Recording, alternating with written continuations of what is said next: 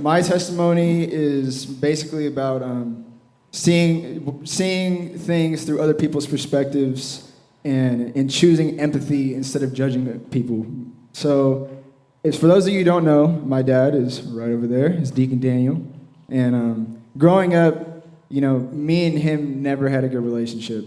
And as just the way that things were when we were younger, we didn't have a lot of money, so he took out a lot of his frustration on us. And that was something that I think we all held against him up until I got older.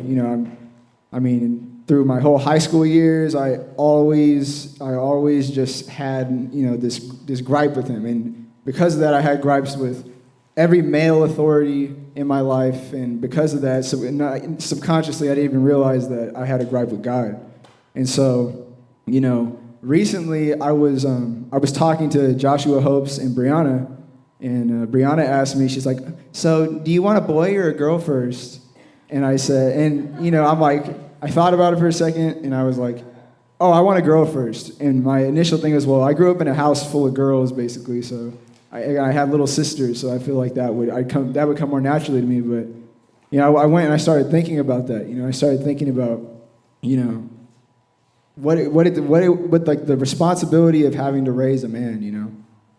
And I thought about my dad, and he has 3 kids and with 3 different moms, and I just thinking about it, just his perspective, not having God and being young and having kids, and you do your best to try and raise them right and teach them the right things, but you don't have that backbone that we have of being in the church and having God and having so much insecurities and frustrations and anger and just not knowing that you're human, and you're just going to throw those things out on whoever is there to receive it, And it just broke my heart thinking about that, because I couldn't imagine spending all that time and sacrificing all those things, and just to have your kids grow up and resent you for it, and for them to hate you because you're human. And it just broke my heart to think about. And so I went to him, and just thinking about it, I already felt like crying. And for those of you who don't know me, I don't cry. Like, I just don't. I'm not like emotionless. I feel things. I just never cry. And the next morning, I went to him and I told him, I just said, "Dad, is it hard to be a dad? Is it hard for you to, look back at some of your sons and think about how, like our oldest brother doesn't talk to him?" And I was just thinking about that, and I just told myself I don't want to be that, And I told him, like, the way that you acted back in the day, sorry. I said, it isn't your fault. There's nothing you could have did back then that would have been able to fix that, because you're a human, And to be constantly reminded of the mistakes that you make because you're a person, I can't imagine how hard that must be, And I told him, I'm sorry.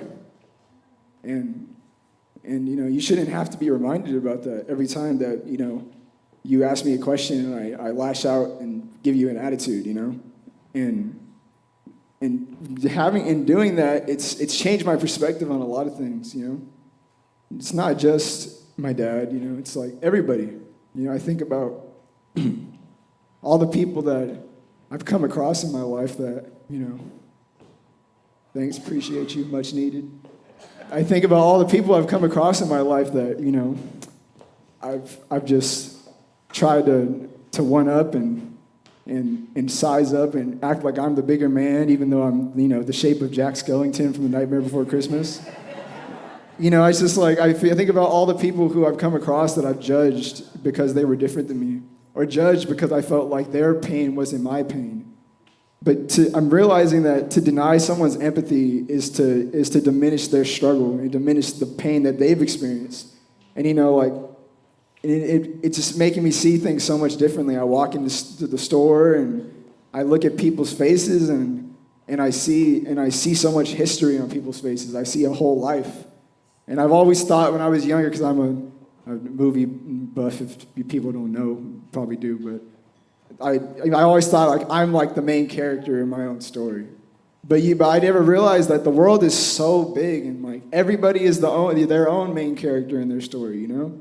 And I don't want to be someone who they come across, some stranger, that makes them have a bad day because I didn't want to be bothered, or because I, was too cool to let the little one, to let the lesser person, or the one that's just a kind of weird, I wasn't willing to accept them. I don't want to be that. And I'm realizing that because I'm fixing things to my dad, like, I'm able to understand like what God said, or what Jesus' sacrifice is, the responsibility and the perspective of a father, having people under them that you create in a sense, and you build them up and you raise them for them to ignore you, and it just kills me when I think about it, and yeah, just my new saying is just empathy is everything, because I just feel like we need to be more willing to see life through other people's experiences and other people walking in other people's shoes, because if we don't, then we're never going to be able to make that connection to bring him here, or we're never going to be able to, we're just going to treat everybody like garbage and just waste time judging each other. And assistant pastor preaches about this all the time, pastor preaches about this all the time, but perspective is so important. And just changing it. Now I walk out of the door and I look around and I just take a deep breath when I'm about to get in the car, and I just thank God, because life is just so strange and beautiful and painful and funny, and it's just, I think I just feel grateful to be here, because not a lot of people make it to my age, and yeah, I guess that's it. Amen. I didn't end up using this, so I'm just gonna put that right there and take it later.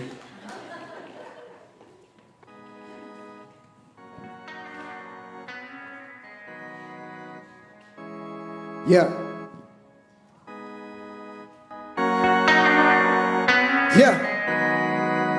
Look. I used to think I knew everything, but really I don't know the half of it. Sometimes I don't understand, I be reaching my hands trying to get a grasp on it. But lately I'm seeing progression, I changed my perspective and showed you I had something. So whether it's 401k or a minimum wage, I ain't gonna pass on it. Lately I feel like everything, but really I don't know the half of it. Sometimes I don't understand, I be stretching my hands trying to get a grasp on it. But lately I'm seeing progression, I changed my perspective and showed you I had something. So whether it's 401k or a minimum wage, I ain't gonna pass on it. Help me to focus on you. If I don't got you, I don't have nothing. I had to talk to my father, I told him I loved him, I feel like a man from it. Cause I know that empathy's everything, even my enemies tell me I have something. I feel like I can do anything, God over everything, and I'ma stand on it. The Bible taught me how to love others, environment taught me to judge others. Even though he shed his blood for us, still I grew up as a bloodsucker. I took the pain in my memories, made it my energy, molded by circumstance. Decided to act on emotion and go through the motions like I never heard of plans. I feel like I'm breaking the walls down, I'm dying if I never heard a man. Built a resentment, my dad was receptive, but I ain't never really heard the man. Cause no one taught him how to raise a man, was just a human trying to raise a fam. And when he fed me, I just ate his hand. Need a change of heart and not a change of plan. Hand on the Bible, I testify, there ain't a woman that I ain't objectified. I know the eyes of the wolf, so if I see the flock, then I pray I got shepherd's eyes. If God is the rock where I stand and my feet never fail me, then I stand the test of time. And he rewrote the text of my life when I opened my heart. Life is contextualized. I used to think I knew everything, but really y'all don't know the half of it. You gave your life over me just so I could believe, and now I'll give you half of it. How can I blow up and lash out? I don't even got a lash on me. If we were on opposite sides and I was crucified, I probably would have passed on me. But that's why I look up to you. Help me be one in your spirit and truth. If you cover all the sins I committed, then I know you'll cover my wounds. How can I walk in your shoes? It's something that I couldn't do. There's no need to pity a fool. You came down to earth as a baby. You started out white and turned it into red garments. You put the stars into place and put blood on the pavement. It looked like the red carpet. Your people called you a fake and they spit in your face, and still you gave your life for us. Half of your body was shattered and it didn't matter if it wasn't right for us. They put you up as a king, they put you up at the thieves. I think about both of the men on your side when you died and think, which one is me? I used to pretend that if I was hung up on your shoulder, then I would believe. But I know that faith could just break with a shake, and I promised that I wouldn't leave. My blood father had to raise a man, and God made him to a patient man. And father can never forsake a man, going through breaking, now that's how you make a man. As I remember in the house, middle of the summer, we ain't had no power in it. And now I look up to the sun and I smile, I know your presence has power in it. Cause I used to think I knew everything, and now I sit back and I laugh on it. That's why I thank God every day, every step that I take is a moment I'm past running. But lately I'm seeing progression, I changed my perspective and showed you I'm past something. So whether it's 401k or a minimum wage, I ain't gonna pass on it. Help me to focus on you. If I don't got you, I don't have nothing.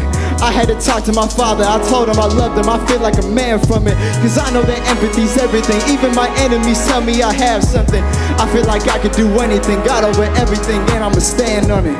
Amen.